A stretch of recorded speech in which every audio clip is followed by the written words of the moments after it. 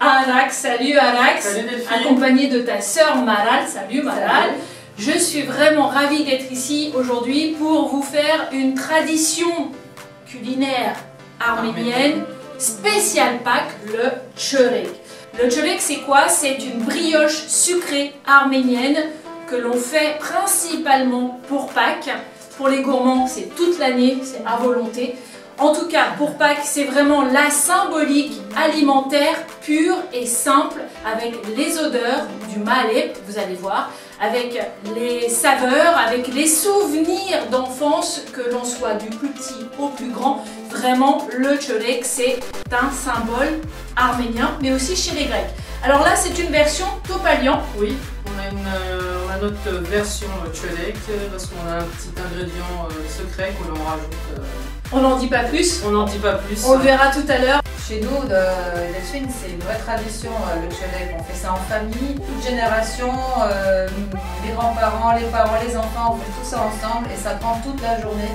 Mais c'est un temps fort dans l'année vraiment pour nous. C'est vraiment la symbolique dans la tradition arménienne. Allez, c'est parti tout de suite pour les ingrédients.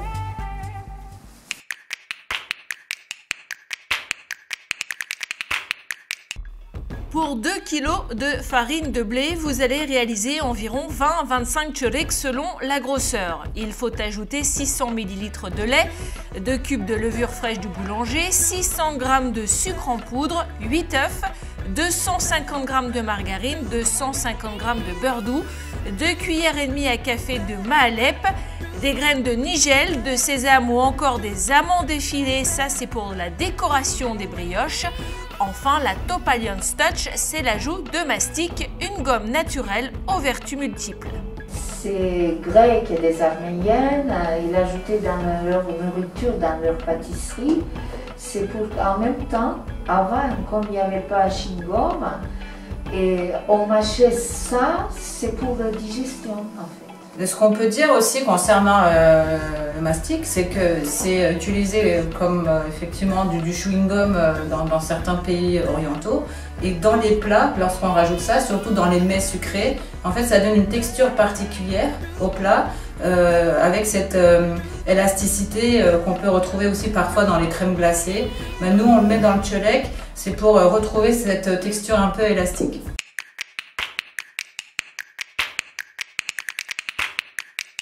On émiette d'abord la levure que l'on mélange avec un peu de lait chaud dans lequel on a ajouté une cuillère à café de sucre et une pincée de sel, puis on réserve. Pendant que la levure commence à gonfler, on fait fondre le beurre avec le sucre, puis on ajoute le lait. Au robot ou au mixeur, on bat les œufs jusqu'à obtenir un mélange blanc et limite mousseux.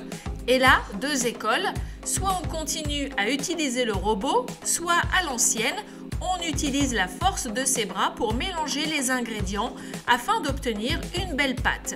Dans ce cas, on utilise un très grand saladier dans lequel on met la farine, on y creuse un puits, puis on ajoute les œufs, le mélange beurre-sucre, la levure, le sakis préalablement écrasé, le Maalep et on mélange sans s'arrêter.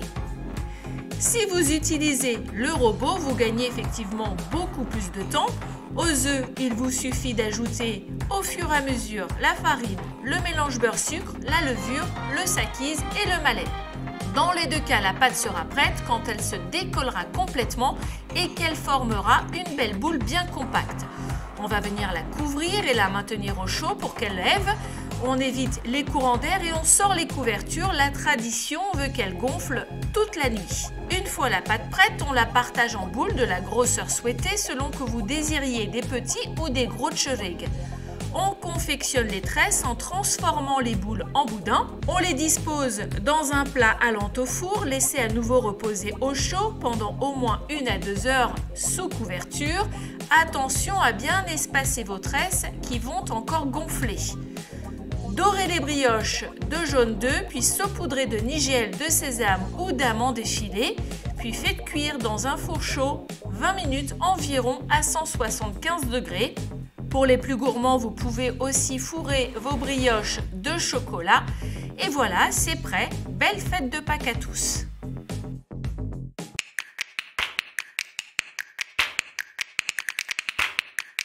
Ça y est, nos çöreks sont finis. En tout cas, l'odeur, vraiment, je pense que là, les voisins vont venir pour nous demander un petit cholet. Ça nous est déjà arrivé quand on était plus jeunes. Hein. Les voisins sentaient le cholet dans le palier et venaient taper à la porte pour avoir une part. Pour avoir pas une part, un cholet. Un cholet. D'ailleurs, c'est la tradition de distribuer aussi des choleks à ses amis, à ses voisins. À ses proches. À Pâques. Parce qu'on le rappelle, Pâques, c'est vraiment, je pense, la fête la plus symbolique dans le calendrier arménien. Un petit conseil éventuellement pour la dégustation. Parce qu'on voit bien qu'ils sont bien mous là, bien moelleux, bien aériens, bien élastiques. Il y a deux façons. Hein. Nous, on aime bien le manger un peu à l'oriental avec un bon thé, de la feta, des olives noires à la grecque. Ouais.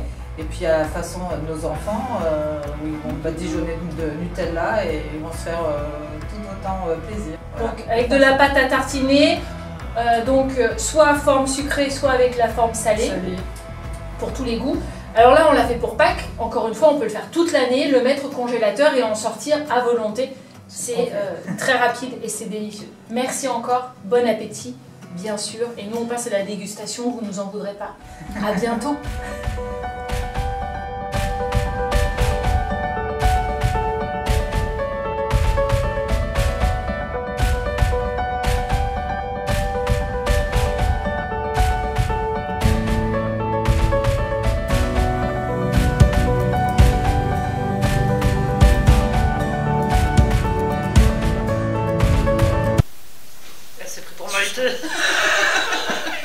Alors, dessus,